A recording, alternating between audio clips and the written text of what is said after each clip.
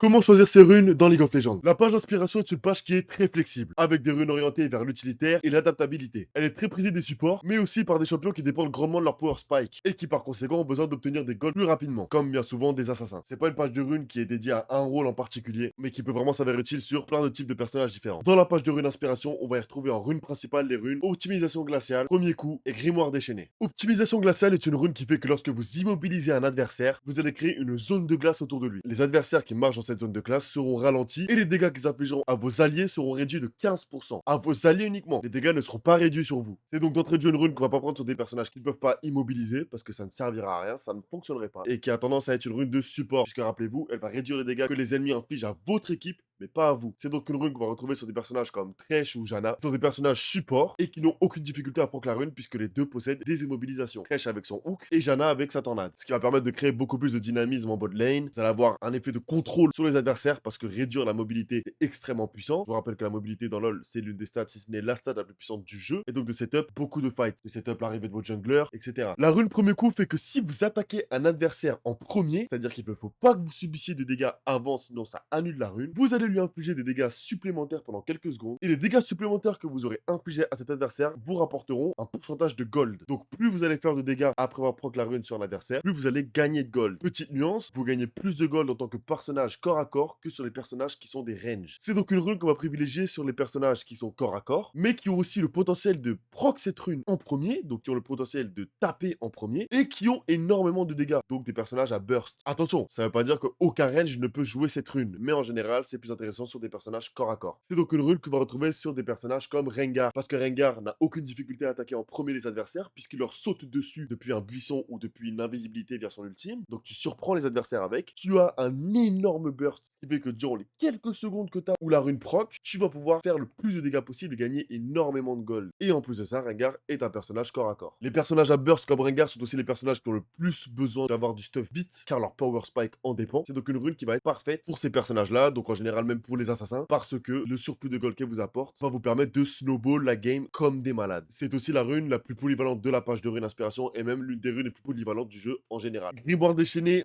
là on arrive vers le compliqué. Sur le papier, cette rune est toute simple. Au bout de 6 minutes de jeu, vous pourrez changer l'un de vos sorts d'invocateur, donc votre flash, téléportation, etc., par un autre sort d'invocateur, que vous pourrez utiliser une seule fois. Une fois que vous aurez choisi un sort que vous aurez utilisé une seule fois, vous aurez 5 minutes de cooldown. À chaque fois que vous choisirez un nouveau sort, donc toutes les 5 minutes, vous réduirez de 25 secondes le cooldown de la rune. Donc vous pourrez refaire un changement au bout de 4 minutes 35, puis 4 minutes 10, puis 3 minutes 45, etc. C'est une rune que je vous recommande pas du tout si vous êtes des débutants, parce que vous allez juste pas savoir comment vous en servir. C'est aussi de très loin la rune qui est la moins jouée du jeu. Et à vrai dire, en termes d'intérêt, ça se perd un peu. C'est un peu polyvalent. Il y a plein de personnages qui pourraient théoriquement la jouer, puisque changer un sort d'invocateur, ça peut être intéressant sur n'importe qui. Mais en général, pratiquement tous les personnages, si c'était tous les personnages de LoL actuellement, ont des runes qui sont bien plus intéressantes sur eux que le grimoire. C'est une rune qu'on a pu retrouver à l'époque sur Rise, à une époque où de toute manière le personnage n'avait pas vraiment de runes qui étaient intéressantes pour lui, mais c'est surtout pour ça quoi. Ça peut être intéressant sur des personnages qui sont faibles en termes de trade en early game et qui ont besoin de prendre un Ignite pour avoir plus de dégâts au début, par exemple, ou pour profiter de l'anti-heal de l'Ignite parce qu'ils ne peuvent pas se permettre d'en acheter. Ça peut être utile sur des personnages qui n'ont pas forcément besoin d'un flash en phase de lane, donc ils vont pouvoir jouer un Ignite et une TP pour maximiser à fond leurs chances de gagner leur lane, puisqu'ils auront les dégâts l'anti-heal de l'Ignite et la TP pour revenir plus vite en lane, et qui par la suite, en fight, ne verront plus intérêt à garder l'Ignite et prendront un flash. Y a pas grand chose à dire sur cette rune honnêtement. Voilà, cette vidéo conclut la série que j'ai faite sur chacune des runes de League of Legends. Si tu veux connaître les autres runes, n'hésite pas à aller voir sur mon compte, elles sont toutes disponibles. Si tu connaissais déjà, n'hésite pas à te follow tout de même, il y a plein d'autres vidéos du genre qui vont arriver. Je vais pas tarder à traiter des sous-runes qui sont aussi extrêmement importantes, voire plus importantes que les runes principales sur certains personnages.